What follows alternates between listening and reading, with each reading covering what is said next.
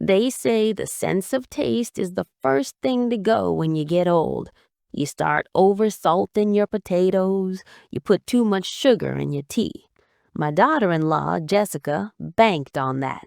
She bet her entire future and my fortune on the idea that I was just a senile old woman who wouldn't notice that her morning health smoothie tasted a little bit like bitter almonds and a lot like death.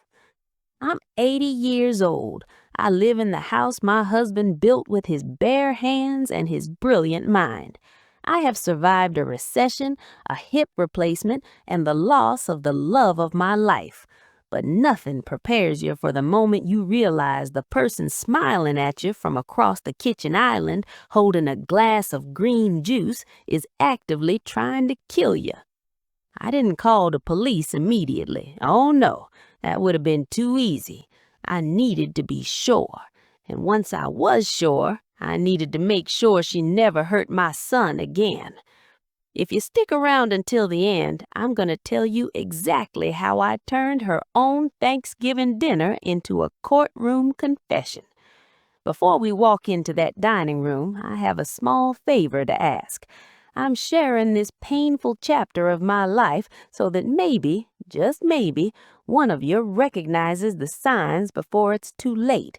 If you believe that the truth deserves to be heard, please take a second to subscribe to the channel. It helps more than you know. And if this story chills you to the bone, share it with a friend. Civilly, of course. We must look out for one another in this world. Now, let me tell you how the nightmare began. My husband, Robert, left me very comfortable. We owned a successful construction firm in Connecticut. When he passed, I became the sole trustee of the estate. It's a large colonial house, too big for one person, really. Enter my son, Mark. Mark is a good man. He has his father's eyes, but unfortunately none of his father's judge of character. Mark works 70 hours a week in finance. He's tired, he's stressed, and he fell in love with Jessica. Jessica was beautiful in that sharp, modern way. She was a wellness influencer. She was obsessed with kale, organic cleaning products, and detoxing your life. When Mark suggested they move in with me to help me in my twilight years, I hesitated. I value my independence. But I looked at Mark. He looked exhausted. And Jessica, she held my hands, looked me in the eye with those icy blue eyes and said, "Eleanor, we don't want you to be alone in this big house. Let me take care of the cooking. Let me pamper you. You deserve to rest." It sounded like the American dream, didn't it? Multi-generational living, family taking care of family. So they moved in. For the first 3 months, it was paradise. Jessica cooked elaborate, gluten-free, sugar-free meals. She took over the cleaning. She fired my housekeeper, Maria, saying, "Oh, Maria uses too many chemicals, Mom. I'll clean with vinegar and essential oils. It's safer for you." I should have known then. Isolation is the first step. Maria had been with me for 20 years. Getting rid of her removed the only other set of eyes in the house. It started subtly. About 4 months in, I began to feel heavy. Not tired, heavy. My legs felt like lead. I would get dizzy standing up from my armchair. My heart would flutter like a trapped bird. I went to my doctor, Dr. Henderson. He ran blood tests. "Eleanor," he said, frowning at his clipboard, "your blood pressure is erratic. You're showing signs of, well, almost like a systemic infection or extreme fatigue. Are you eating enough?" "Jessica makes me a smoothie every morning," I told him. "Spinach, blueberries, flaxseed. It's very healthy." "Well," he sighed, taking off his glasses, "you are 80. Sometimes the body just slows down." I went home feeling defeated. I sat on the porch. Jessica came out with a tall glass of green sludge. "Here you go, Mom," she chirped. I put extra iron in it today. You looked a little pale at breakfast." "Thank you, dear," I said. I took a sip. It was bitter, metallic. "It tastes off, Jessica." She laughed, a light tinkling sound that didn't reach her eyes. "Oh, that's the spirulina, Mom. It's an acquired taste, but it's so good for your heart. Drink it up." "For Mark?" "For Mark." She always used him as the lever. If I didn't drink it, I was rejecting Mark's happiness. So I drank it. 20 minutes later, I was in the bathroom, retching, my vision blurred. I felt like I was underwater. This went on for weeks. I lost 15 pounds. I stopped going to my bridge club. I stopped gardening. I was becoming exactly what she wanted, an invalid, a ghost in my own home. The turning point wasn't a detective showing up. It was my dog, Barnaby. Barnaby is a golden retriever, old and lazy, essentially a furry rug that breathes. He sleeps under the kitchen table. One Tuesday morning, Jessica was rushing. She was on the phone, arguing with a credit card company. I later found out she had maxed out the card I gave her for groceries on designer handbags. She slammed the smoothie onto the table. It sloshed over the side, creating a puddle on the tile floor. She stormed out of the room to yell at the bank representative. Barnaby, being a dog, licked up the puddle. I was sitting in the living room when I heard the yelp. I rushed, I hobbled into the kitchen. Barnaby was foaming at the mouth. He was shaking. I screamed for help, but Jessica was busy. I scooped that 60-pound dog into my arms. I don't know where the strength came from. Adrenaline is a miracle, and I drove him to the vet myself. My vision was swimming, but I drove. The vet pumped his stomach. Dr. Lewis came out looking grave. "Eleanor, what did this dog eat?" "Just some spilled smoothie," I said, my voice trembling. "There were high levels of toxicity in his system. It looks like digitalis, or maybe crushed antifreeze. It's hard to say without a forensic lab, but this wasn't spoiled food. This was poison." The world stopped spinning. The metallic taste, the dizziness, the heart medication she managed for me. She wasn't feeding me spirulina. She was microdosing me. She was killing me slowly enough that it would look like heart failure, but fast enough to get the inheritance before the end of the fiscal year. I drove home. Barnaby was safe in the back seat. I walked into the house. Jessica was on the sofa watching TV. "Where were you?" she asked, annoyed. "I made lunch." I looked at her. I looked at the woman who slept next to my son. "I went for a drive," I lied. "Barnaby just had an upset tummy." "Ugh," she rolled her eyes. "That dog is a nuisance." That night, I didn't eat dinner.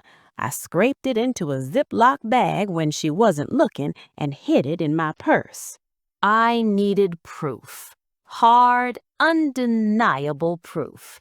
If I just told Mark, "Your wife is poisoning me," he wouldn't believe it. He would think I was dementia-ridden. He loved her. She was a master manipulator.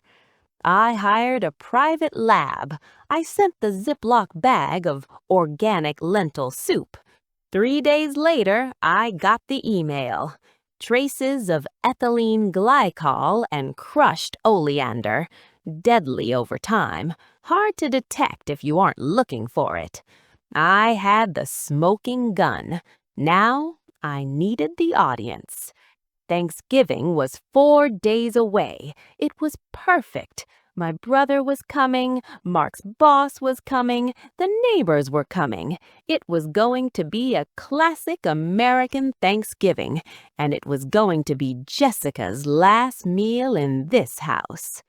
I played the part. I acted weaker. I used a cane. I coughed. I let Jessica smirk behind my back. "Don't worry about cooking, Mom," she said. "I'm making a special soup for the starter. Pumpkin bisque, just for you." "You're too kind, Jessica," I whispered. "I don't know what I'd do without you." "I know," she said, and for a split second I saw the greed in her face. It was ugly. Thanksgiving Day. The house smelled of turkey and sage. The dining room table was set with my grandmother's silver. 12 people sat around the table. Mark looked proud. "I'm so glad everyone is here," Mark said, raising a glass. "Especially you, Mom. You've had a rough couple of months." "I have," I said, smiling weakly. Jessica walked in from the kitchen. She carried a large tureen of soup for the guests, but in her other hand she held a specific decorative bowl. "And for the matriarch," Jessica announced, placing the bowl in front of me, "Mom's special dietary soup, easy on the digestion." The room went quiet. Everyone watched. It was a sweet gesture, they thought. I looked at the soup.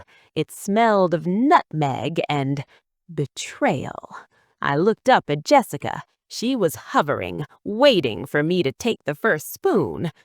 "Jessica," I said. My voice wasn't weak anymore. It was clear. It was strong. "This looks delicious." "It is," she urged. "Eat up while it's hot." "You know," I said, standing up. I kicked my cane away. The room gasped. Mark looked confused.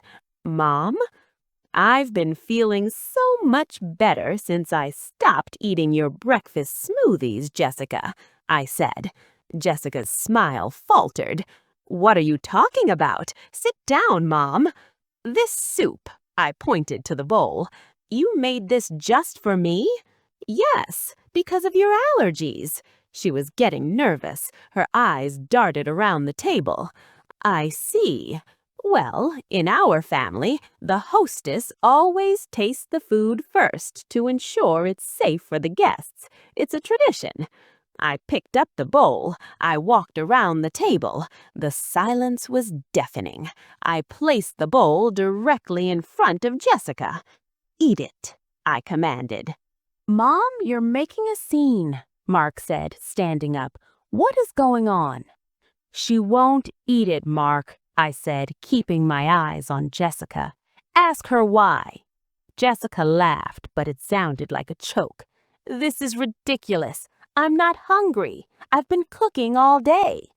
"Eat 1 spoon." I slammed my hand on the table. The silver rattled. "No!" Jessica screamed. She stood up so fast her chair fell over. "You crazy old witch! I'm not eating that slop." "Why?" I asked calmly. "Is there something in it? Something like oleander? Or maybe the same thing you put in the dog's bowl last week?" Jessica's face went pale. "Mark," I turned to my son, "I have a toxicology report in the safe in the library. It's from the soup she fed me last Tuesday. It's poison, Mark. She has been poisoning me for 3 months." Mark looked at Jessica. He looked at the bowl. He looked at his wife's terrified, guilty face. "Jess," Mark whispered, "tell her she's lying." Jessica looked at the walls closing in. She looked at the guests staring in horror, and she snapped. "I did it for us," she shrieked, pointing at Mark. "She's 80 years old. She doesn't need all this money. She's just hoarding it while we live in her shadow. She was going to die anyway. I just sped it up. I wanted us to be free, Mark." The silence that followed that confession was heavy. It was the sound of a marriage dying. Mark didn't scream. He just walked over to the phone on the wall. "Who are you calling?" Jessica cried. 911, Mark said. His voice was broken. "And then a divorce lawyer." The police arrived before the turkey was carved. They took the soup as evidence. They took Jessica in handcuffs. She was screaming about how unfair it was, about how I was a stubborn old goat who wouldn't just die. Mark cried in my arms that night. He was a grown man, sobbing like a child. He felt guilty. He felt like he should have protected me. "I'm sorry, Mom," he kept saying. "I didn't see it." "It's not your fault," I told him. "Love makes us blind, but greed makes us monsters." It's been 6 months.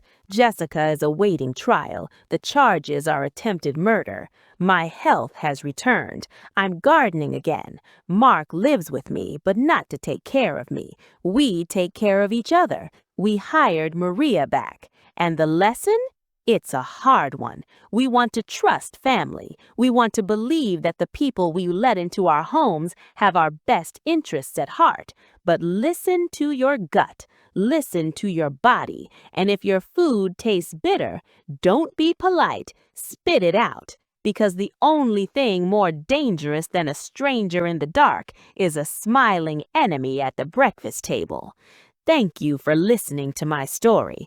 Please hug your loved ones, the real ones, tight tonight and stay safe.